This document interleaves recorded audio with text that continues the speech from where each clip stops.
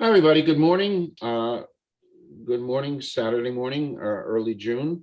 This is a conversation with Calvin with the species, but more importantly, this is Climate Optimists group, a group that was formed a year or so ago, and we parenthetically added another aspect, Climate Optimists, everything not fine in parenthesis. And we're here this morning with a very diverse group as far away from Scotland. And we want to talk about youth and how to reach the youth movement, to ignite youth in issues of climate change. And that's the purpose of this group. So what's best, let's start in the top left-hand corner. Everybody just do a little quick bio, introduce yourselves, and then we'll kind of just segue into chatting about climate, et cetera, et cetera. So Claudine, take it away, a little intro. Hi everyone, I'm Claudine Smith. I'm a student athlete at Rutgers University, the State University of New Jersey. I'm in the journalism and media program and I compete track and field. I'm also the video editor for Calvin's great channel, Be the Species. Nice to meet you guys. CJ. Hey everybody, my name's CJ Giulianis. I know it says Larissa Giulianis on there, but I'm using her computer because it's better. I'm a filmmaker, theater producer, director, Navy veteran. I spent many years on US Navy dive teams and Special Forces teams, and I'm intimately acquainted with coastal areas, and I'm passionate about water quality and clean energy and what the future is going to look like. I've made it a point to, as an investor, I'm also in the financial world, as an investor, to be an angel investor in technologies that utilize wind, solar, and battery power. Grace. I'm Grace Agnew. I'm recently retired from Rutgers, where I worked for 20 years. And I was a librarian there. I managed a lot of the technology and the behind the scenes, all the behind the scenes stuff, the purchasing and the cataloging of the resources. But I did have a lot of opportunities to work with students, and I really have to say Rutgers students, Claudine, are the best in the world, but like all students and all people of that age, you know, there's a fear that's underlying everything. They don't have the sense of limitless possibility that I had in college. And that's something that really struck me in my time at Rutgers, and is one of the things I'm most interested in, is restoring that for them in a period of climate change. My specialty was large data, particularly large research data, and I've worked for the past 25 years with the National Science Foundation on organizing some of the vast amounts of climate data that they've been collecting. So I have a really good understanding. I'm a scientist as well as a librarian. I have a really good understanding of the dark forces that, you know, that man has, you know, encouraged and promoted that are, you know, compromising our planet. Claude. Hi, I'm Claude Larson. I'm also from New Jersey. So hi, Claudine and Cal. We're all in the same time zone. I am a 25-year veteran of teaching in public schools to young adult population. I was a science teacher, so that is my interest in climate and all things science. But I really love the energy of young people, and essentially that's why I ended up wanting to help them by writing my book. Which I'm going to show. I'm going to go back. This is what Claude wrote, The Power of Choice, a teen's guide to finding personal success. And Grace, who just spoke, wrote Sanctuary, which I'm holding up. And next is David Vaughan. Like I said, it's the first time we've met David. And I got a million questions, but we'll get to that. Dr. David Vaughan is the founder of Plant a Million Corals. So take it away. Well, I'm also from New Jersey, and now living in, as far as way you can get on the East Coast, but the same time zone near Key West in Florida. right in the middle of a tropical wave of our climate. And I graduated with my PhD from Rutgers University Wow. very recently, just 40 years ago, and got to live for 4.5 years as the graduate resident at the Rutgers Marine Science Field Station in Tuckerton, 18 miles from any direction from the nearest person, and did my thesis on proving that the seagrasses actually sequester 4 times as much carbon as originally thought, because they don't produce 7 leaves in a year, they produce 28, which come and go. And I'm actually the one now that tells people that carbon sequestering for seagrasses is not the answer, because they lose a leaf every 28 days that decomposes back into carbon dioxide within the year. So it's a short-term carbon sequestering, just like drinking carbonated water is a great way to hold some CO2 from the bubbly, but it only lasts a few minutes in your system and then it's expelled again. I then changed to working with sustainable aquaculture with both clams and oysters and fish, indoor recirculating systems, and finally ended up with growing the clownfish, Nemo, 2 years before the Disney movie came out. Used that money in an oceanographic nonprofit institution to fund more research on growing corals from the Pacific, and was visited by the Cousteau children and asked me why wasn't I growing corals for the reef instead of for pet stores. And I left my job and started the first International Coral Restoration Foundation initiative, and have been growing corals ever since.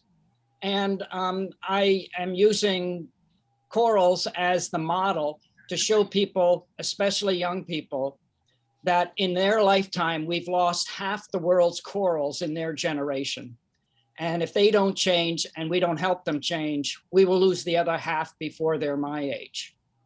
And so I wrote one book that was basically the new technologies meant for showing that we can actually restore a reef in a couple of years, going from the top picture. He froze. Coral. And so there is good news and hope, but I missed the point of making a book only for students and academics and practitioners. So I'm just finishing a book made for the general public to show how cool corals are and why we're losing them by climate change, but what they can do to change that. Like the poor polar bear, which would be hard to save. Corals can be saved, and the oceans and us, but we all have to work together. And that's the new book that's coming out in Amazon and Barnes & Noble in November. And tomorrow I'm leaving for New York City to give a talk at the UN for World Oceans Week at the Explorers Club. So I'm excited about coming back up north and away from the tropical storm down here. Yes, that's right. A little early for tropical storm, but that's part of, it's just part of It's the new normal. Yeah. It's the new normal. It sure is. By the way, you said the polar bear, and I just wanted to quote plug the founder of this group, Alan Hesse, has written a series of graphic, The Adventures of Captain Polo, and that's how I got a chance to meet everybody and become so much more environmentally active. He's got a whole series of these books.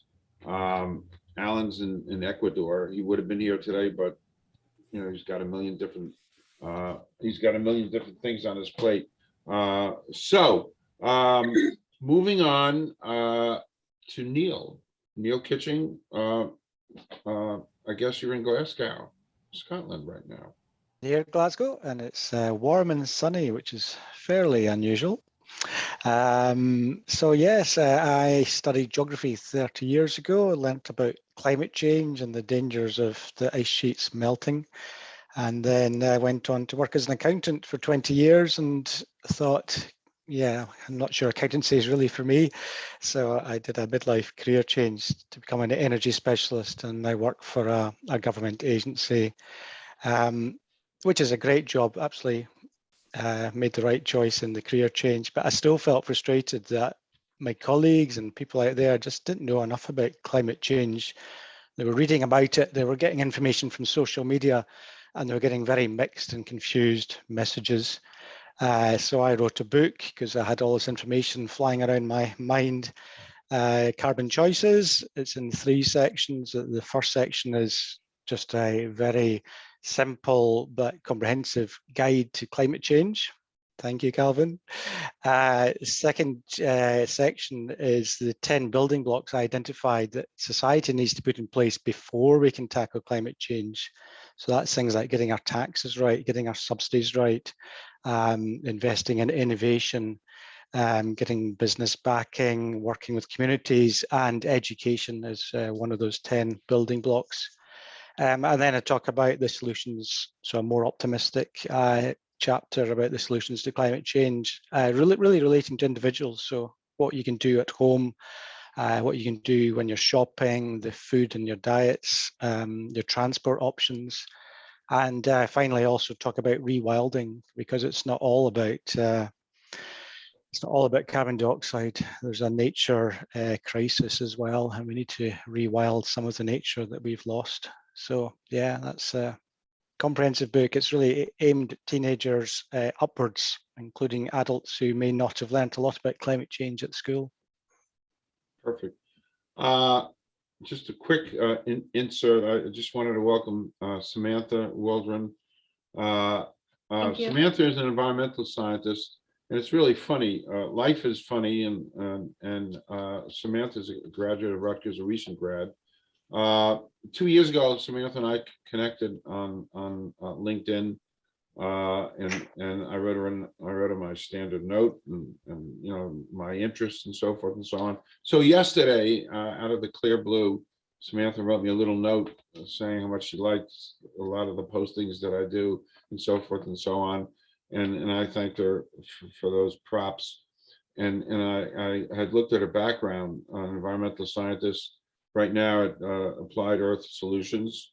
And of course, the Rutgers thing caught my eye because it caught my eye. But anyway, I invited her to come here today to join us, and she was really enthused to do that because she represents youth and a climate scientist. So it was very fortuitous. That was the word I used, fortuitous, that she had mentioned something to me, and here she is. So we'll get to introducing you momentarily. JL, you're up. Hi, everyone. And Calvin, thanks again for putting all this together. Yeah, I'm just a retired professor of English. I taught at SUNY Plattsburgh, part of the SUNY system in New York. I have no connection to New Jersey or Rutgers, Right. although it is a great school. And I'm a writer. Besides having taught English for 40 years. Right here at Migrations. Yeah, but as a writer, I sort of keep drifting into subjects that have to do with climate change because as a global citizen, I'm concerned as a parent of a millennial and I guess a Zoomer. I keep forgetting the generational labels that we keep using, but 2 young men who are going to be dealing with these issues. So I have a concern. I've taught young people. One of the things I always loved about teaching was that no matter how old I got, I was always dealing with young people, right? And so, even as late as the last year that I taught, which was last year, they had concerns, obviously, about this, almost to the point that they're all very anxious, such an anxiety-ridden generation, the last couple of generations. And they are very concerned about climate change among all the other issues that we keep throwing at them. And now we have even issues with, abortion rights. So it's a very difficult time for young people. So this is why I definitely wanted to come to this particular session of Climate Optimists. So, and I'm also a person who, even though like I said, increasingly, I keep bringing up these topics in my work. Like for instance, in Migrations, I have a story where I sort of look into the future of Puerto Rico because my topics deal very much. I'm Puerto Rican. I deal with a lot of topics dealing with Puerto Rican people, and I just keep wondering what's going to happen to our archipelago down there, islands, with climate change and also being in sort of Hurricane Alley there, which we have been devastated for several seasons. We've been really hit hard. So I'm concerned on so many levels. And as I told Calvin, when I said I'm not a person really in this field, but I am very interested in the topic and I want really mostly to learn more about it. So one of my reasons for being here is just to learn and pick up what's going on so I can be a better advocate for change. Thank you, JL. Sure. CJ, can you hear? CJ, are you there? All right, we'll come back. Rajid, I don't know if can you hear us too? I can hear you. I've been here. Okay, great. Yeah. If you do a little intro for us, CJ. Oh, I didn't already? Oh, I thought I did. I can do it again. Let me turn on my video. Hold on. You may have done it before you went on air. This is now official. Okay. Whatever that means. Hey everybody, I'm CJ Giulianis. It shows Larissa on there because I'm using her computer because it's better than mine. I am a film director, theater director, producer, and I'm a military veteran. Spent many years affiliated with naval diving teams and special forces teams, and intimately acquainted with coastal areas and waters. And I have an enormous interest in water preservation, clean energy. I'm also in the financial industry, and I am an angel investor in all of those technologies: battery power, wind power, solar power. And it's something that we need to embrace yesterday, and not just as a country, but as the world. So I'm definitely interested in all that and interested in teaching kids the ramifications. I mean, you can take the chaos theory to the nth degree, and it's all feasible based on what's currently happening with the climate. So it's really important to raise the alarm with the people who are going to be here on this planet after we're gone. Rajid, can you hear us? I can. Can you hear me? Yes, we can hear you. Rajid, I'm just holding up the struggle for world survival, which I said I read a couple times. It's fascinating. It's fascinating reading. Why don't you say a little intro, Rajid? Hi, guys. Great to see all of you. Good to be a part of an esteemed fellowship of wonderful people. I wrote the Struggle for World Sanity in August, again, concerned about climate change and what's happening to Mother Earth. I was recently approached by a filmmaker here in North Carolina who read my book and wants to do a documentary. We've already got the trailer up and need to do a little crowdfunding. But the goal is to get it up on Netflix, Hulu, or Amazon. And my main passion is to make people aware, especially the young people aware, that we, with the indigenous tribes have known for centuries that we live on a living, breathing goddess who's hurting right now and also going through changes.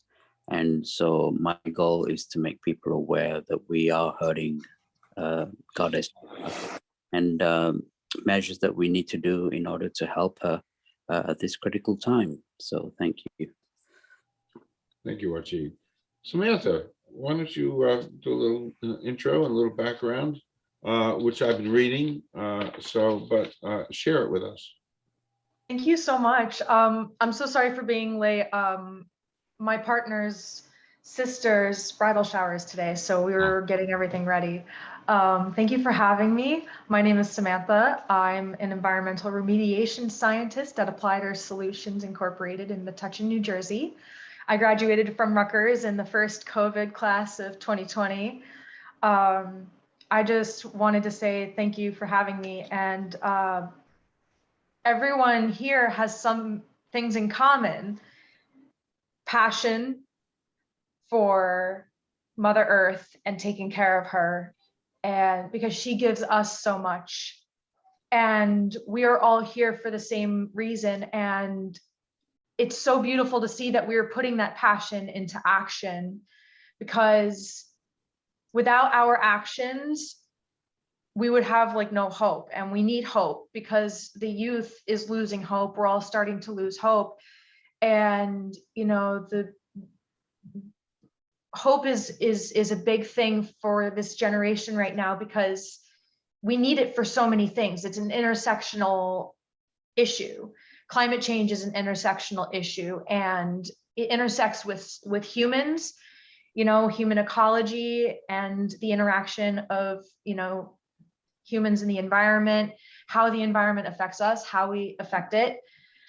And, you know, it intersects with social issues where we put people, where we make people live, and, you know, where we let others live. That is affecting humans, and how we treat the environment then affects us that way as well.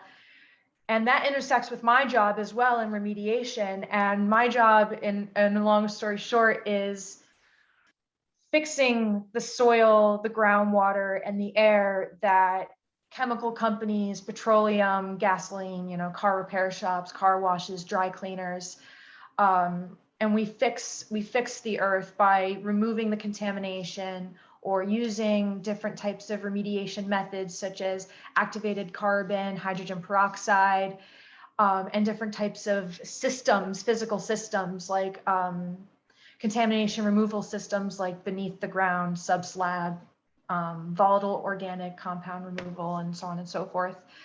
I'm also in the LSRPA as an aspiring professional. I'm looking to get certified as an LSRP, which is where you are certified to write reports and sign reports and submit them to the Department of Environmental Protection of New Jersey. So that's a bit about me. It's so amazing that we have passions about different parts of the world. This isn't just about America. It's not just about New Jersey. It's not just about our towns, but it is about our towns. We should be putting our passion into action, being active in the communities. And every day we do at least one thing that makes a positive impact on our planet. And like, that's why we're here right now. We're all here for the same reason. And it's beautiful that we're coming together. And thank you for having me. We could talk about this for hours, so Yeah, that's we sure could. We sure could. By the way, it's funny. 2 days ago, I went to a local gas station to fill up a propane tank, and I've been filling up our propane tank there for many years. And over the years, I in the back where they keep the tank, there's a fenced-in area with a sign that's now fallen down. It's under environmental remediation, but they've been remediating it for 7 or 8 years. I don't think anything's ever happened there, and I wanted to take a picture of it, and I didn't know I'd be seeing you, but anyway, just a side thought. So one of the themes of our get together is how do you reach youth? And I did a little some minor researching, and one thing that caught my eye, it was a survey done of 10,000 people between the ages of 16 and 25 in 10 different countries, and 3/4 of them, and I thought this was 3/4 of them think the future is frightening, and it was a pretty diverse.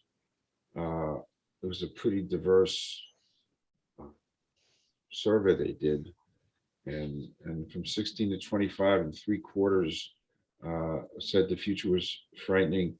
And out of this group of young people, 64% of them think government is not doing enough.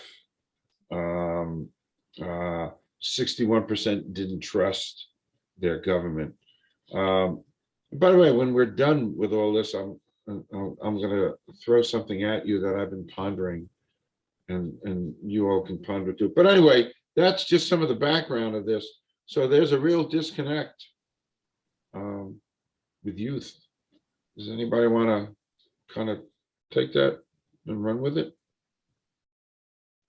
Yeah, I wouldn't mind starting a little bit in that I believe those percentages are not surprising. In fact, I believe those percentages also include adults. And I think that we can't not just try to reach the youth and hope that that is the salvation, that they will fix everything because we've messed it up. But that we need to give them the hope. It was mentioned earlier.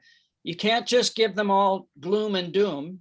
You have to do the wake up reality call of how bad it's getting. And a lot of us as environmentalists and scientists actually know too much of how bad it could really look.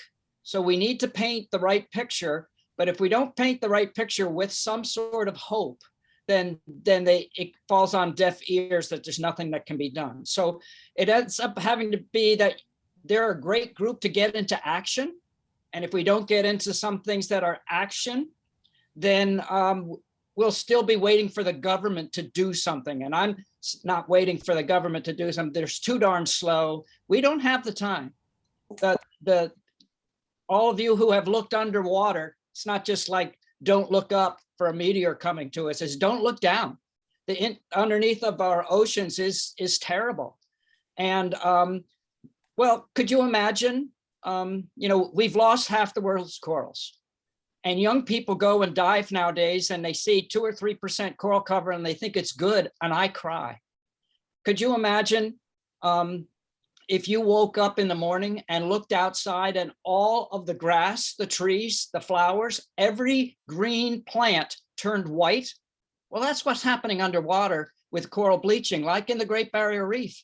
And yet, if that happened outside of everybody's house, don't you think that the public, or maybe even the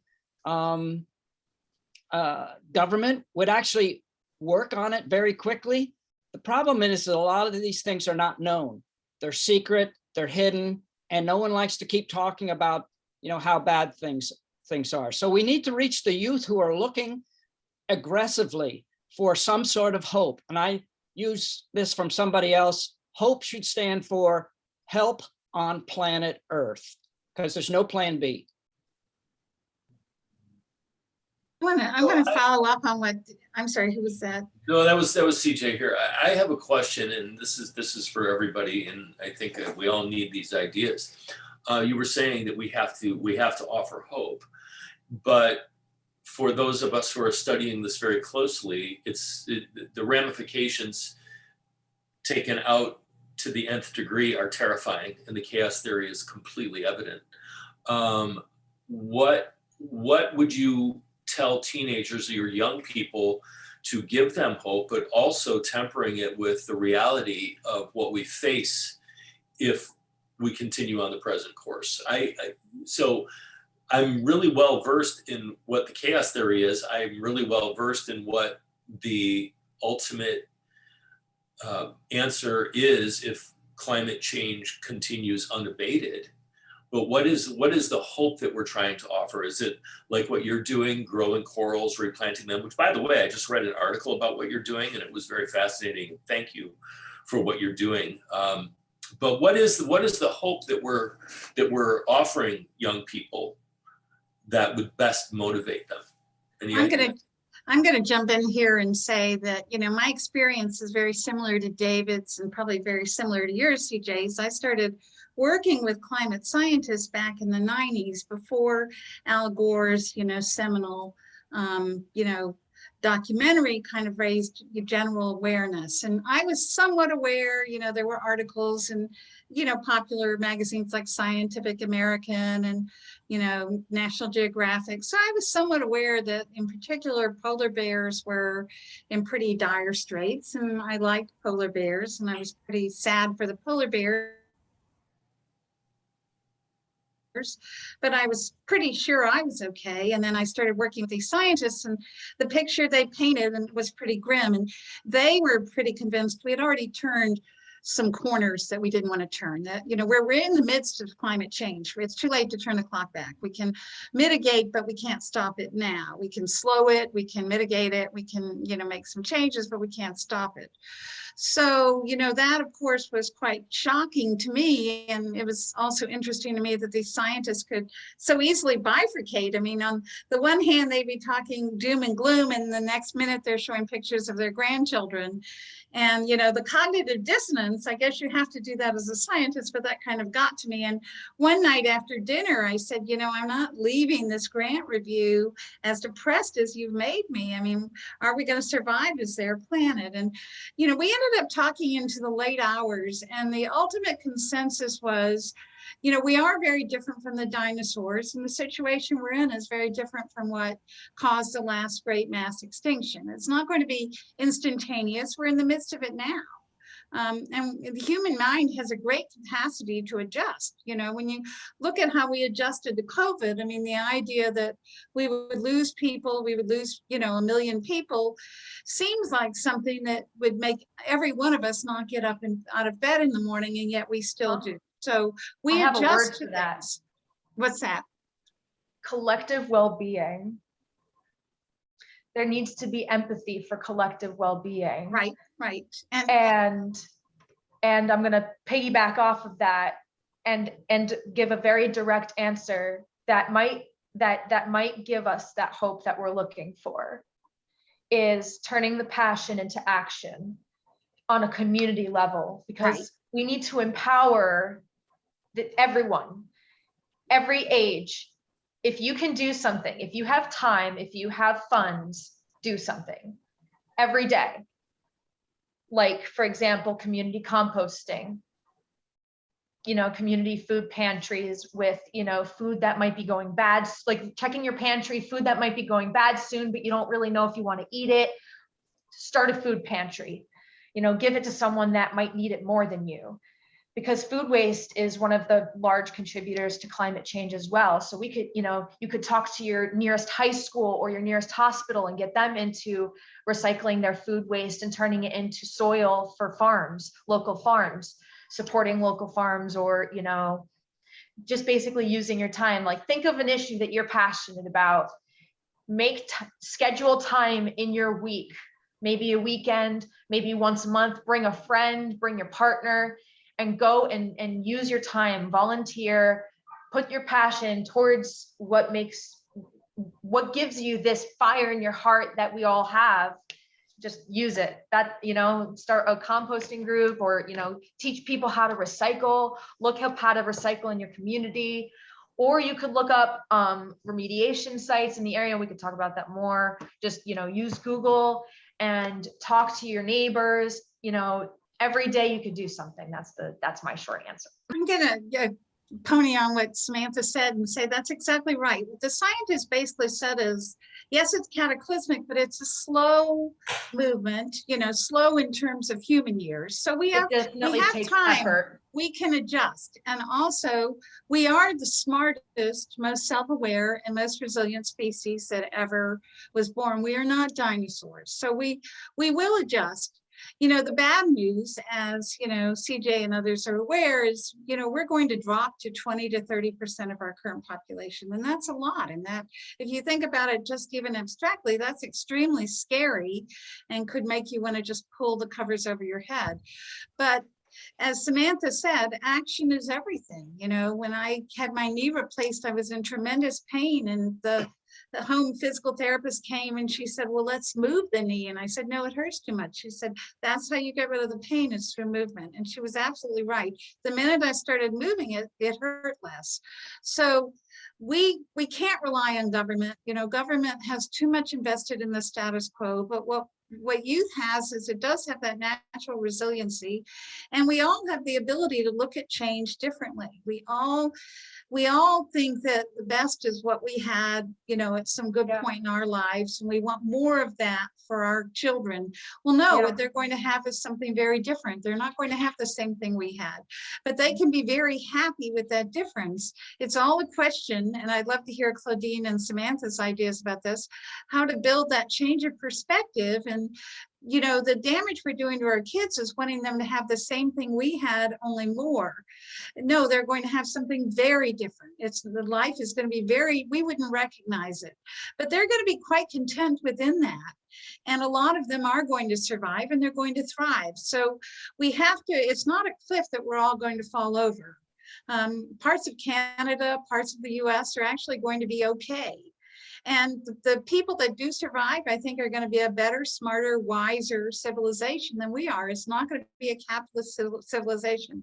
Capitalism more simply does not work.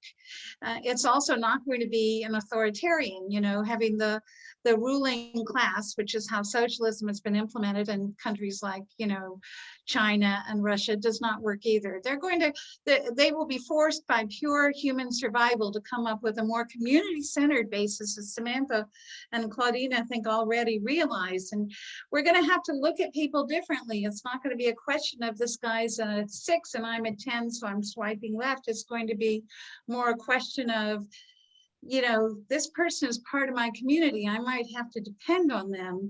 And so I need to look at them as someone that I could depend on if it floods, if I have a fire. These things are happening in our lifetime, and our community is what holds us up. So we are going to have to start looking at people as community members and not the kind of selfish, are you competitive with me? What are you taking from me? If your book sells more copies than mine, am I mad at you about that or whatever? We have to get past all that, and we have to be working, as I think everyone, which is really exciting on this webinar, understands, is we have to find a way to build community and work together. We will be more powerful than any governments, and the people that do that are the ones who are going to survive. And they're not just going to survive. We're not going back to caveman era, where I used to look at those museum, you know, depictions of cavemen walking on the land bridges. And they look so depleted and depressed. The people that survive are actually going to be enjoying their lives. They're actually going to have great lives, and they're going to be building a much better future than we can imagine. That's my spiel. Neil. Neil and then Claude. Okay. Thank you. My message to young people is that we have choices, and if we make good choices for the climate, there's also multiple benefits from that. And there's dozens of examples, but you know, one that we can probably all relate to is we have choices. Do we build new houses in the countryside, in the suburbs? Or do we refurbish existing houses, apartments in town centres? So if, you know, the builders always like building new for some reason out of town, and people seem to like moving out of town, but then you break up your community. You're completely car dependent because the houses are spread out, so there's not enough people to make public transport worthwhile. You have to ferry your children to school in a private car. So they then become less healthy because they're not getting exercise. So there's all these multiple problems with building out of town. The alternative, and it is an alternative, it's choices that planners and individuals and builders make and governments make, is to refurbish in the towns, make them much more attractive places to live, encourage people to move back into the town centres.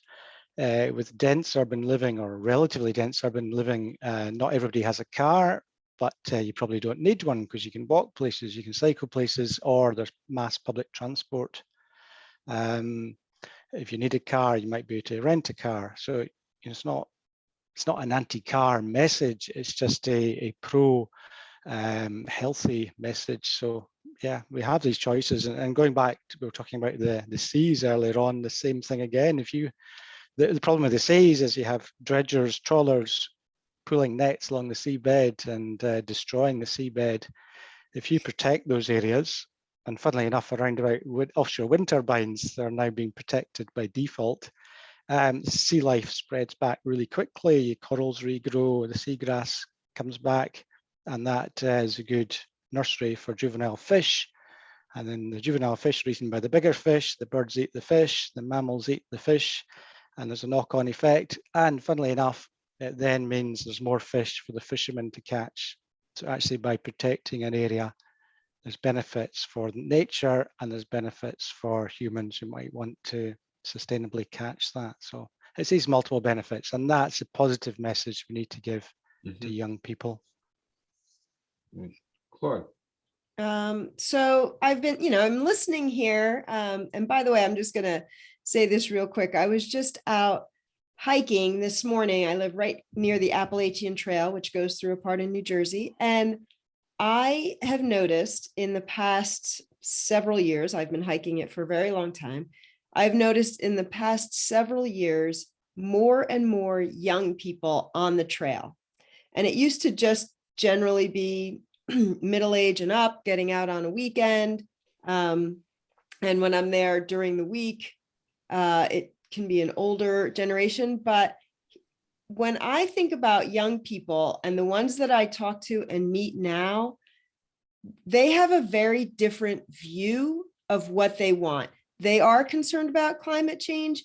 They are not hopeless, because I think that's a terrible place for anybody to be, because if your energy is hopelessness, I mean, talk about being paralyzed from action, right? If you see no hope, then you're like, well, I can just do whatever I want because it's not going to matter anyway. So I feel like this is a hopeful generation.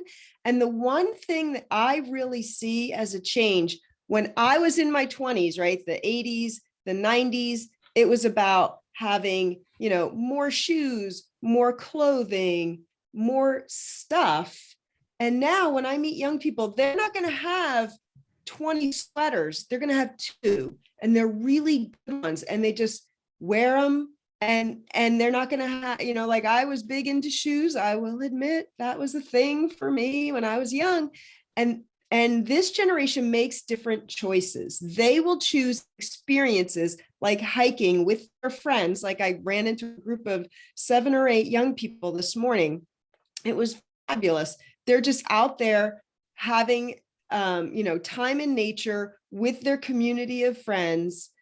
And they are looking for experiences in nature more so than the capitalist mindset of what's the next new thing that I have to have. And I think marketing is going to have to shift, because these marketers of course, they want to sell whatever their product is, and they want to use more resources to make those things in the capitalist mindset. But I think young people now, they're smarter. They're making more climate conscious purchases and more climate conscious decisions, even in their life habits. Even, am I going to take a fresh towel every single day, or can I use that a few days and save water, right? Which sounds like a small thing, but those are the kinds of decisions that young people are making that collectively in community have an impact. And I think that is where those choices are going to make a difference. I don't think we want government regulation to dictate that. I think we need passion and conscience. And that's what the young people that I meet seem to have more of than I believe I had when I was their age, because I lived in a different world. It was, 30 years ago. So, yeah, that's just what I was thinking while you guys were talking about each of your respective expertises. Interesting. I have something to say based off what Claude said Claude, sorry if I mispronounced, but yes, as a young person in my generation, I kind of feel like in some ways it's split. Like there are some people that you said that are the minimalist type, and there are some that love luxury. They call it being like material girls and things like that. I guess that's what Madonna said. But I feel like also our economy might cause people to become more minimalist, like seeing how prices have just gone up. So they might not have a choice in a way but to conserve and, not have 20 shoes and all those things. But there's some people whose mindset is still, they just love luxury, but they might have to conform and become minimalist. Yeah, and it's about how do you because for me, as I'm in my late 50s, for me to give that advice to a young person probably has less impact than another young person by example saying, this is how I've changed around, what I do for my wardrobe, or how I purchase my food, right? So now I buy smaller quantities. I don't go shopping if there's still something in the refrigerator. I figure out what I'm going to make so that I don't waste food. I get creative and things like that. And I think it's easier, and I mean, the young folks have to speak in on this, but it's easier to take that advice from a peer than from somebody from a different generation. Definitely. And I also feel like we're willing to change. Like I have a roommate, she doesn't know how to cook right now, but she really wants to learn how to cook so she can save money and things like that. So yeah. Yeah. I think, that we are all in this together. And I do think it's important that, yes, people learn from peers, but we also, in a community, I think it's important that we are a multi-generational community and that everybody is learning from each other. So I don't think it's exclusively that the young would teach the young. And I'm going to use Cal as an example here. So Calvin and his wife have had their son and daughter-in-law and granddaughter living with them. And one of the first things they said to me is, of course, it's just short term. It's only temporary. It's not going to be forever. And my immediate thought was, why isn't it going to be forever? People used to live multi-generation in a household, and there's tremendous benefit there. To this day, I regret that I apparently had some amazing grandparents who died when I was 4 or 5, and I know so little about them. My experience was so tangential, and with the others, it was often oohing and eyeing over Christmas presents. I mean, I didn't see them in their daily lives. There's we have this image that if you're in your 30s and you live with your parents, you have to apologize for it. You're on the couch, you're some kind of layabout. Calvin, I would say 60 to 70% of my friends have, someone who's moved back in with them because, for one thing, the housing market has become atrocious. But this is when changes happen, we can ride with them and we can work with them and be flexible with them, or we can bemoan them. But I think this is an ideal opportunity to bring back the multi-generational family. What a tremendous gift to that grandchild. She's not in daycare. She's growing up with her grandparents. People, Cal and his wife, if this were to persist, they don't ever have to worry, am I going to end up in a nursing home? No, you're not. You're going to stay in your home, and your kids are going to be in that home, and it's going to be everyone's home. And they're going to help with the very high taxes in New Jersey, and it's going to work for everyone. I mean, it used to be, of course, you'd fight over what to watch on the TV. Well, everybody has their entertainment in the palm of their hands. You want privacy in your own entertainment? Just go to your room. I mean, it works. So we have to let go of old notions that this is the way life is supposed to be. And if we can do that, and we can start looking at opportunities like this with fresh eyes, I think everyone, will, get along much more happily. I agree with. Go ahead, Neil. I agree with your ideas about extended families. I mean, the easiest way to half your energy bill is to share and have more people living in the one house. But going back to young people and consumerism, yes, I see completely mixed messages. There's some who are very concerned about the environment, and others who are happy to fly off to Europe for the weekend and, are consuming as much or more than the older generation. So, I'm all for voluntary action, but I just don't think voluntary action is enough given the scale of the crisis. So Scotland has been very proactive, and actually on the 1st of June, just 3 or 4 days ago, Scotland banned the sale and purchase of single-use plastics.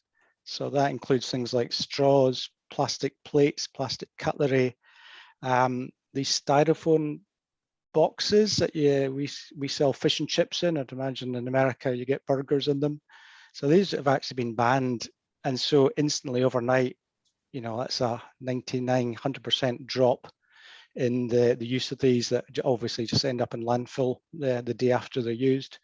Whereas, campaigners have been trying to get people to do this voluntarily for years and really not succeeding. So sometimes you just need governments to take decisive action and make a change.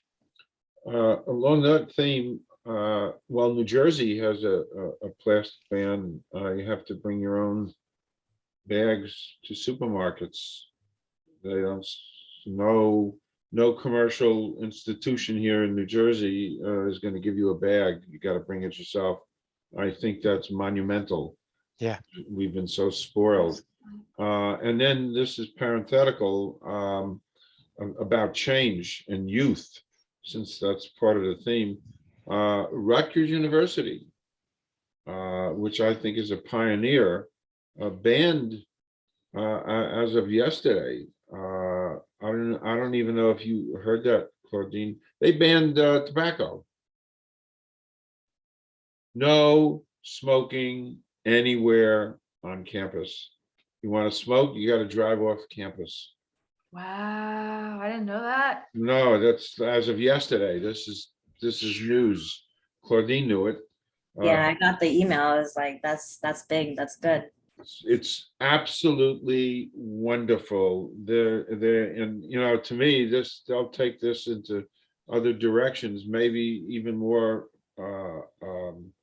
pro-environmental. But that is, quote, environmental, that you have to breed that stuff. So that's gone. Nowhere on I campus. can piggy off that. Which is absolutely wonderful. I did want a quote, and there was a sociologist at the University of Maryland did a study over the last 5 years of environmental protests, and her conclusion was they're overwhelmingly manned. Well, that's the wrong term. They're really the wrong term. They're overwhelmingly inhabited by female. Not men, but mostly women go to environmental protests. Anybody want to comment on that? I do actually, but let somebody else go first because I have to say goodbye to my wife. I'm going to stop video for a second. Okay.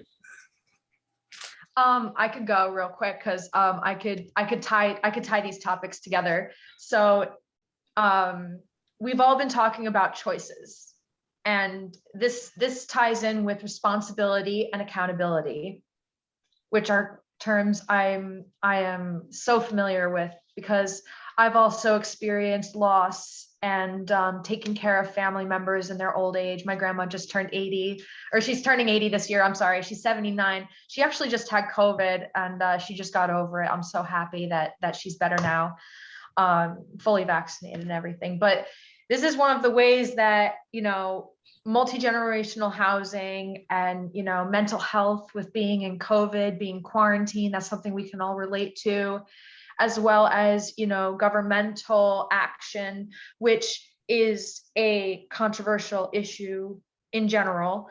I believe in more like freedom and freedom of choice, but also like some sort of governmental intervention with like, for example, banning plastics, which is something that Rutgers also did. They banned plastics, gave out reusables, and are experimenting with different types of takeaway items and things like that as well, at least from when I was at Rutgers.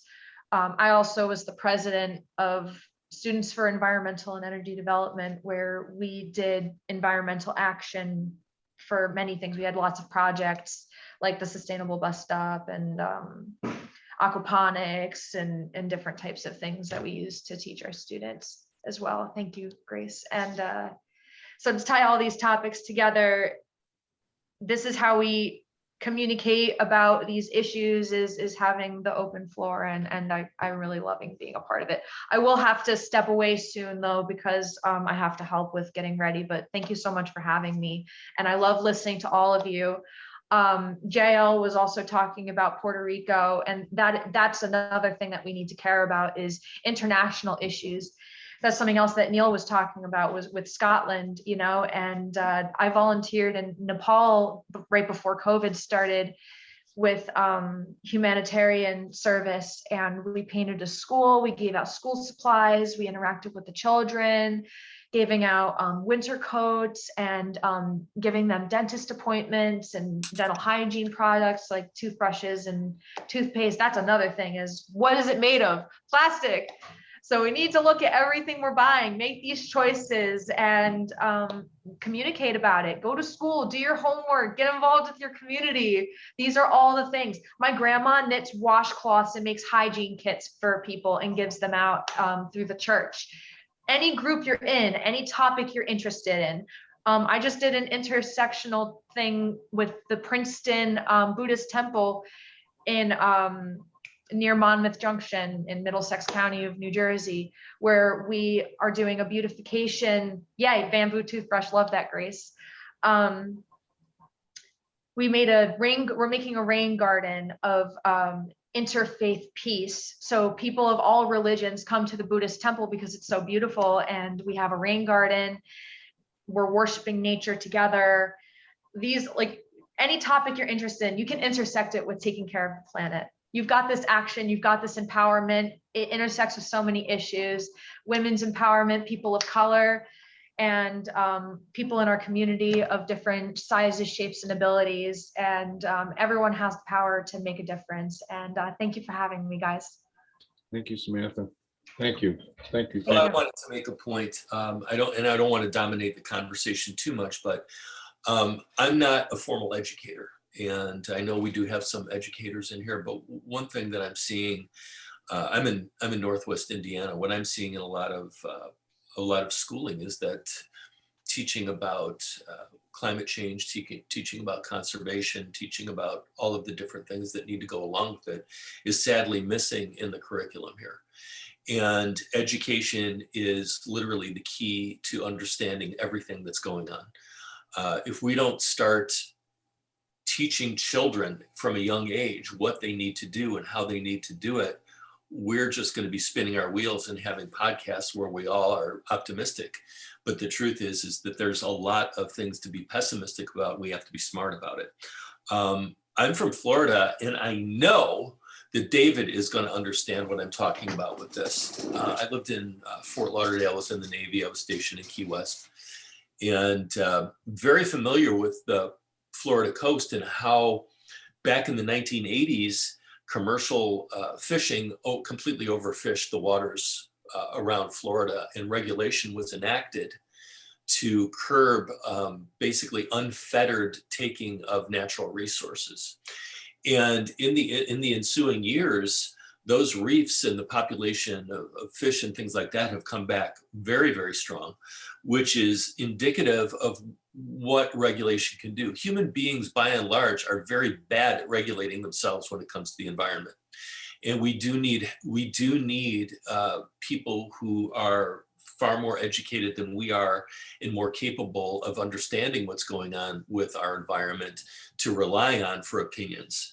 And then I'm gonna sign off with this. There's a story of a scientist. Has anybody ever heard of the scientist named Clair Patterson? Does anybody know who that is? No? Clair Patterson is probably one of the biggest unsung heroes of the 20th century.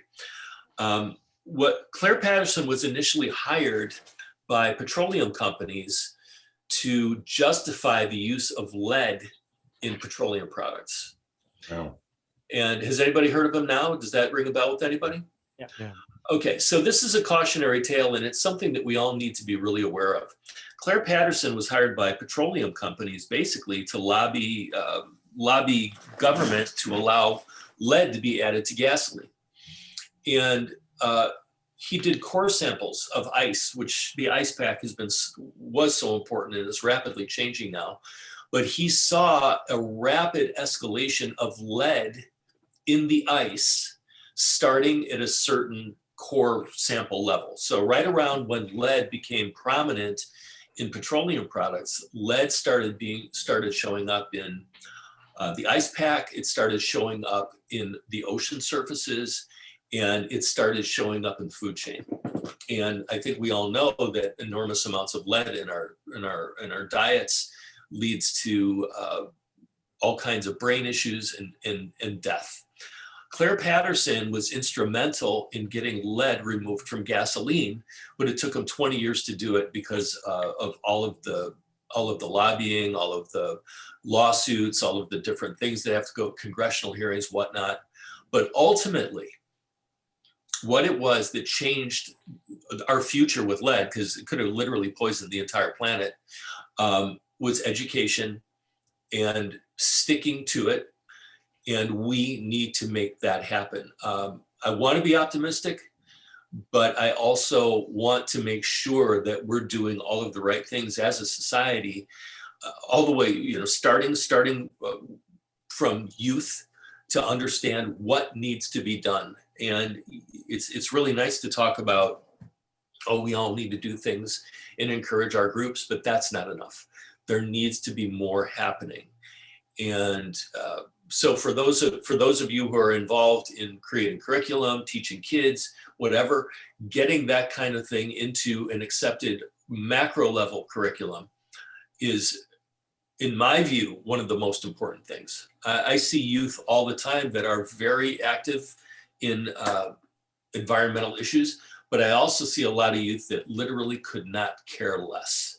I've seen youth driving down the street throwing garbage out their windows because they don't care.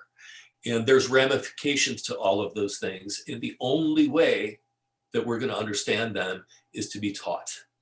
And here, one last thing before I go. Somebody said that events for environmentalism was mostly populated by females, young females. Well, there's a reason for that. Young females, their cerebral cortexes, their brains, they mature a lot faster than young men do. You're not going to find 18-year-old, 20-year-old young men who have strong empathy patterns in their brain yet, because it's literally not formed. It takes later, it takes maturity in more years with men than women to grasp the gravity of really what's going on. Again, I think it comes down to education. All right, I'm going to shut up now. I want to piggyback on your education comment, because years ago, maybe, I don't know, 10, 15 years ago, I was on a research vessel in the middle of the North Atlantic with the FDA on a NOAA ship, and we were investigating, we were harvesting, doing benthic studies. So harvesting what was on the bottom of the ocean, and we were measuring sea scallops.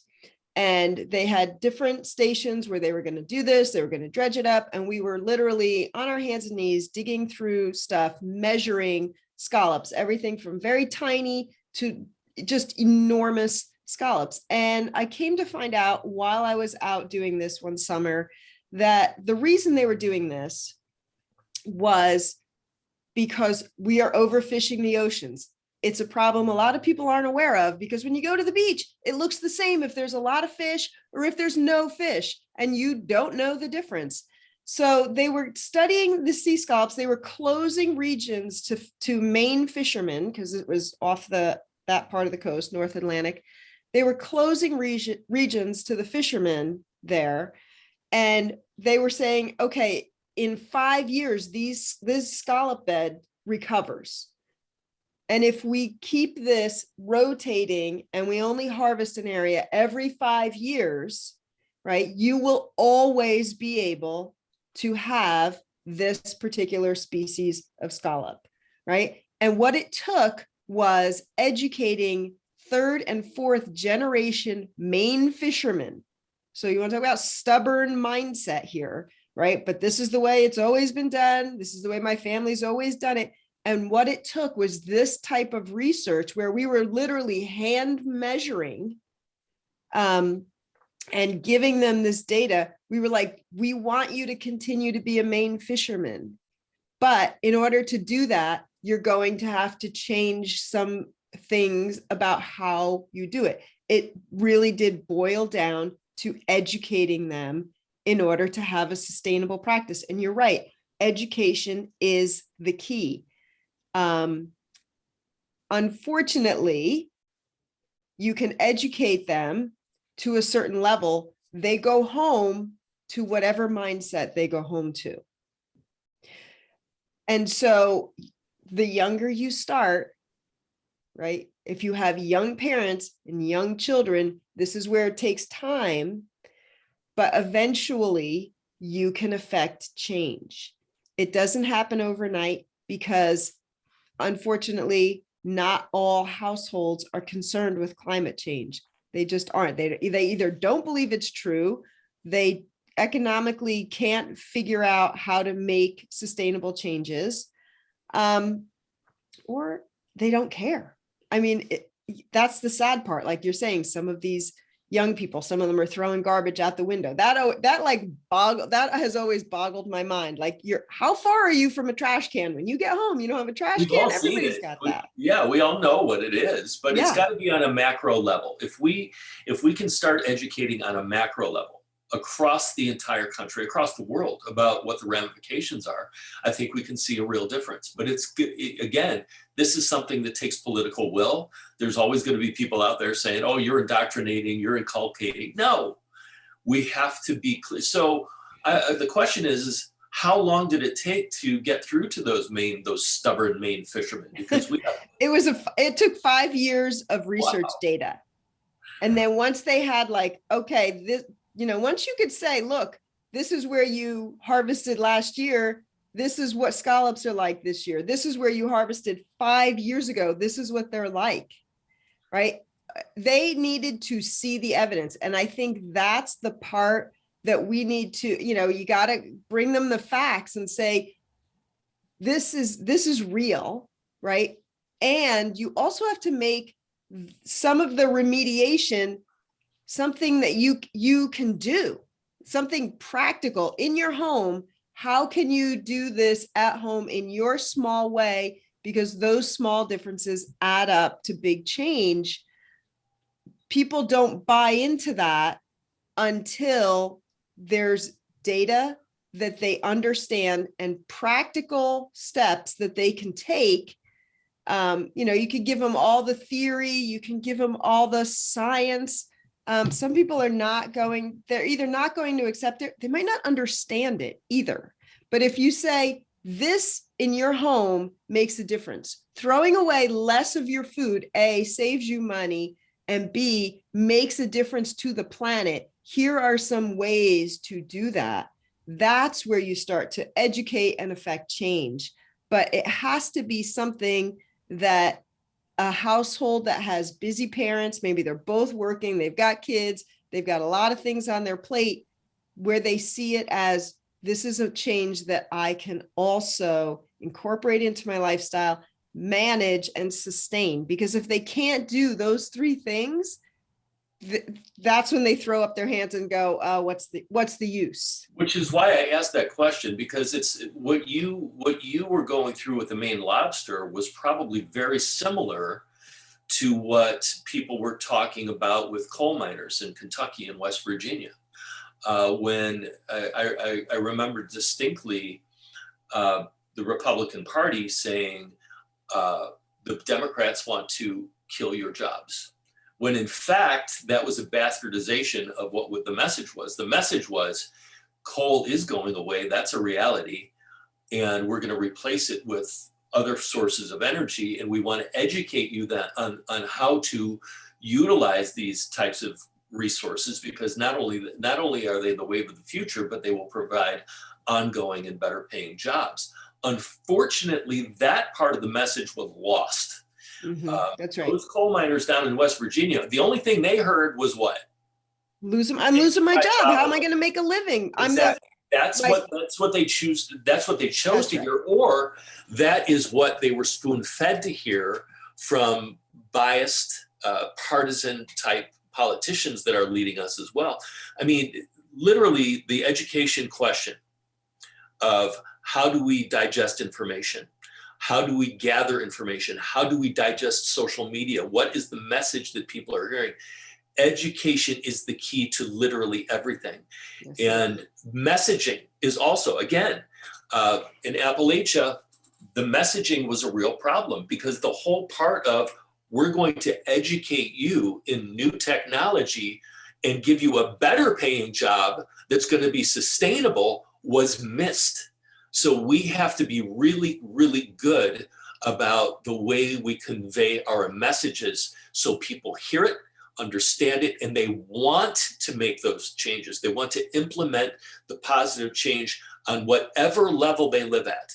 And I will say this, because earlier in the conversation, somebody threw out a statistic, 61% of people like don't trust their government. And the messaging, when it comes from the government, those coal miners and those lobstermen or fishermen or whatever, they didn't trust the messenger.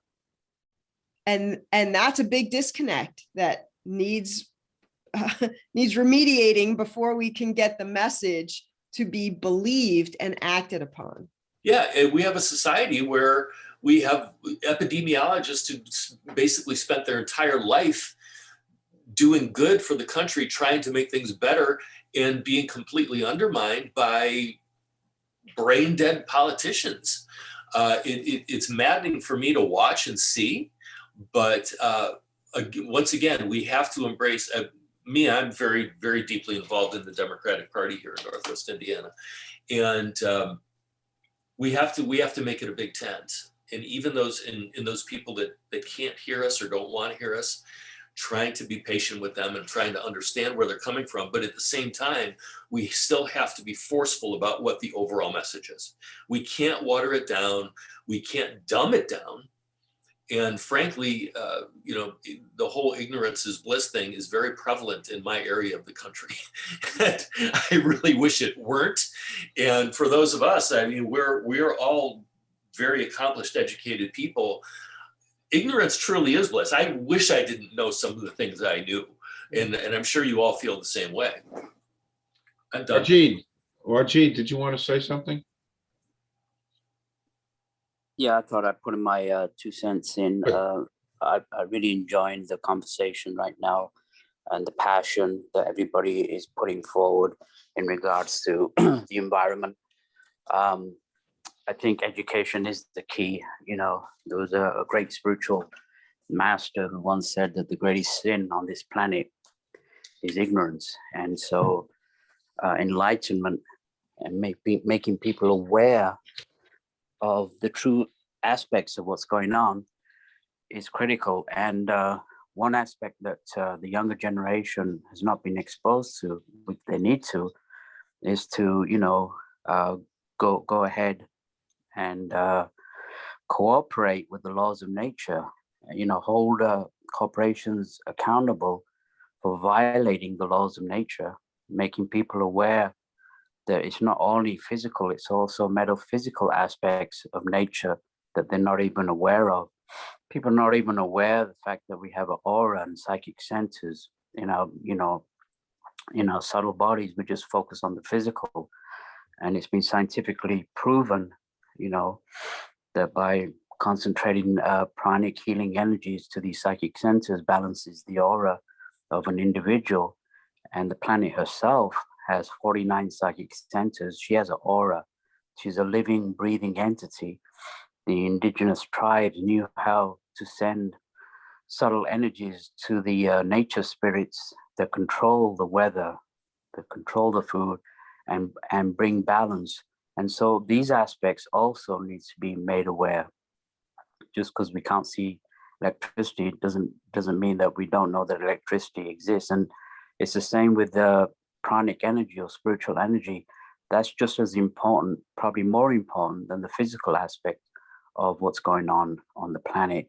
So, they talk about carbon emission and pollution.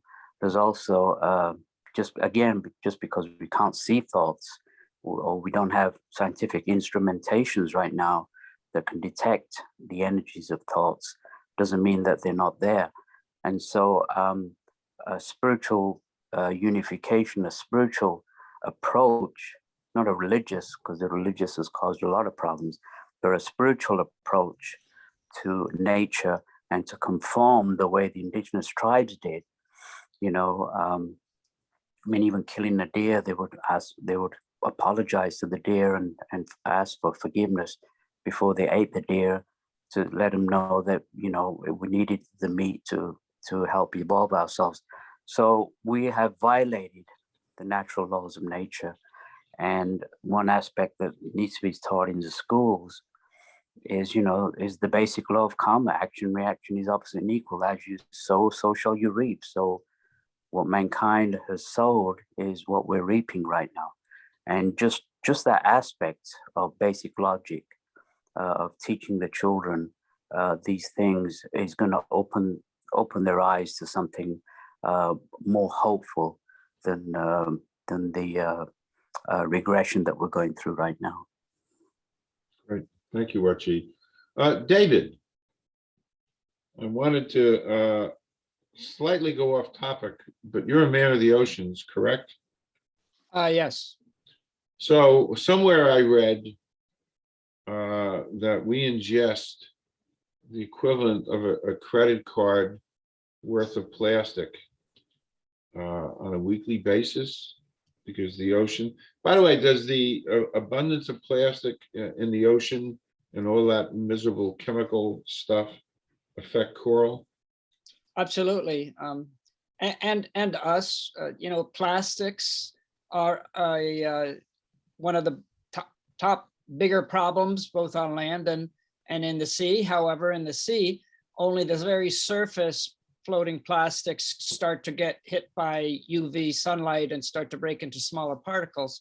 But it's the smaller particles that get ingested by almost everything else that's filter feeders. And I know with corals, they're showing things such as inclusion, filter feeding of microplastics shuts off their reproductive systems.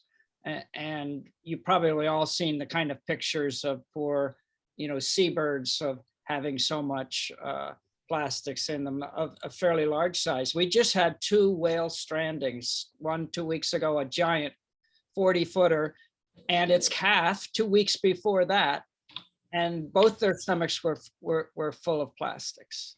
And so the parent was not able to feed and give enough milk nourishment to the calf. The calf died first, and eventually the mother died. So, you know, regretfully, there was it takes sometimes something like that to wake people up and tear at their hearts, as opposed to, seeing the shoreline here along the Atlantic on every storm.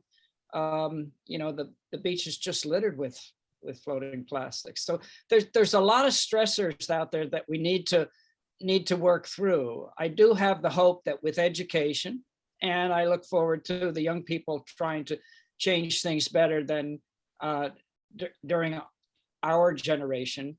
But I'm afraid that the oceans are one that it will be showing, and already are, the impact very quickly. We lost half the world's corals. Corals are only 1% of the bottom of the ocean, but they're responsible for 25 to 40% of the world's fisheries. We just lost half of that. Who's going to feed those 700 million people that require daily sustenance feeding of seafood? And so, I'm at the age where, like some of you who have the same color hair that I do, remember hitting 3 billion people on the planet, and then 4, and then thinking 5 was the tops, and we're approaching 8. And people talk about what it'll be like in, X number of years when it's 10 or 12. I don't think this poor planet can take it, especially if we eat so far up the food chain. We all try to utilize natural resources like there's no tomorrow. And as I always like to say, if you use the natural resources like there's no tomorrow, you're going to get that. No tomorrow. Wow. So in winding down, I do want to throw one thing out that's kind of provocative. It's a little dystopian. I'm not even sure what it is, but it's my observation that as gas now is $5 a gallon, that some of this has been manipulated. This is just a crazy thought, that there's been manipulation here because the powers that be higher up are really beginning to recognize that, the UN, the IPCC, said that we're now at irreversible levels. There's no hope there. We can slow things down. But I want to think in my craziness, and we could discuss this, to be our last topic for this session. In my craziness, is all this being manipulated to get us off of fossil fuels quicker, pushing gas up, because the powers that be higher up really do recognize that things are bad. And this is all a great manipulation. We go to $7 or $8 or $10 a gallon, and it's going to change the way we all think and live, and move around, and maybe buy electric cars quicker. I mean, that's just a thought. To sum it up, I want to think optimistically, because that's the name of this group, that what's going on now is kind of been pre-planned to start really, and there's no other really, I think there's no other better way to do it than just do it. Just do it. Get us off of gas. Anyway, that's my thought. I don't know if it's crazy or not. I don't know.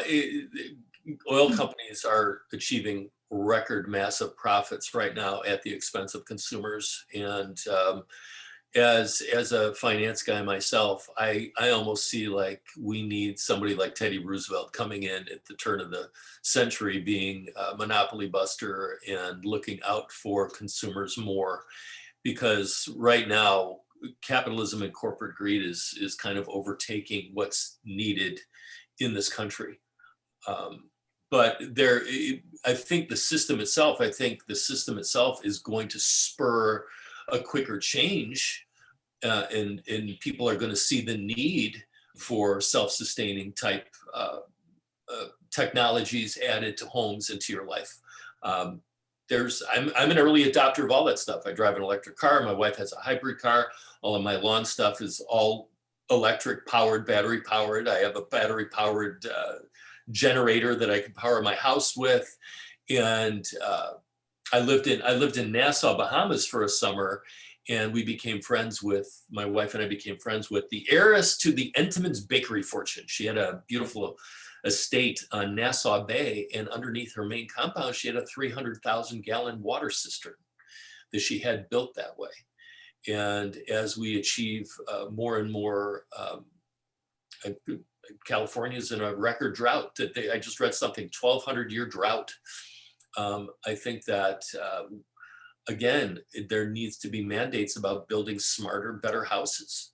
Being able to store our own rainwater is really going to become more and more important as water issues become bigger and bigger and bigger in this country. So having houses that are able to generate wind power and store power within batteries is going to be important. Having the ability to capture and utilize your own water source is going to be very important. And it's going to take political will to make that happen. Because like I said earlier, human beings are very bad at self-regulation. We see it all the time with EPA stuff, cleanup stuff that's going on in my area. We've got tons of cleanup projects, coal ash cleanup, underwater oil leak cleanup. The list is endless. And if we had no regulation, it would probably be far worse. So I find myself a little bit more pessimistic than some of you, but my hope is, again, I think the major takeaway from this entire conversation is we need to start a macro level education, and we need to start it early with people so we can start being part of what future generations embrace. Because without it, we're just going to be spinning our wheels and treading water, frankly, in my view. I'm going to just add something maybe a little more optimistic, and I'm going to say, and this is kind of building on what David said, with catastrophe, with something that really shakes us up, people are thoughtful. People do start thinking.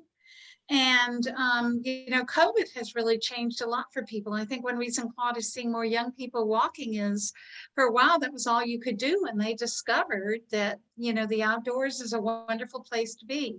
We're seeing that people are not returning to jobs, that don't satisfy them and bring them pleasure. And they're questioning why they have to drive to a building when they can work perfectly well from home. We are seeing a lot of changes from COVID, and that's been true from other disasters, particularly medical disasters. The 1918 flu actually brought about our modern medical care system. We didn't have one. Anybody could basically say they were a doctor and they were allowed to practice medicine before 1918. Now we have we have standards, we have practices. So I do think that catastrophes and things that move us, like the whales that were killed, those things actually do make people start to think and make changes. So I don't think it all has to come from the top, or that we have to force it all from the top. I think one way to affect macro change is if enough of us simply say, not going to do it. We're not doing it. I mean, one reason we're seeing resurgence of unions is because people were refusing to go back to dead-end jobs after being out of them for a year with COVID and discovering their lives were so much better. Any other comments, or are we going to do a wrap? Do a wrap. We're going to do a wrap. So the wrap is, this was great. And I thank you all. And I will send you all and the rest of the group the video of this. I'll put it up on Conversations with Calvin. I'll promote it in my social media world. You'll all have it. I'm just going to throw it up there. No editing. This is real, and I'm going to put it up there. And I'll share thoughts with the group, and we can reconvene whenever you all want to reconvene and come up with topics. Send me topics. Send me ideas. I would preliminarily say I'd love to explore more things about the ocean, David, and maybe do something about the ocean. That scares me about the whole food issue. It scares me that I'm eating so much plastic. And it's funny, there was a picture the other day after tons of people left the beach, and a news person took pictures of the beach, which was littered with plastics, and the beach was inhabited by young people, and that kind of bothered me, that there was all this littering of plastics going on the beach. So CJ, it's what you said, macro education. So anybody have any final comments? We'll do a wrap, and I cannot thank you enough for giving I have jotted down everybody's book names, and Rajid has moved up. He's almost to the top of my to be read list. He's from long ago, but I do plan to read everybody's books. I'm looking forward to it. Great. So we're all good. I'm just going to stop the official recording. If you all could just stay on for like 30 seconds, we'll do a final wrap. But anyway, thanks for giving part of a Saturday to do this. It's and I hope we can get this video out and lots of people can see it, and maybe it can spark. There's some themes here, and again, thank you folks a lot.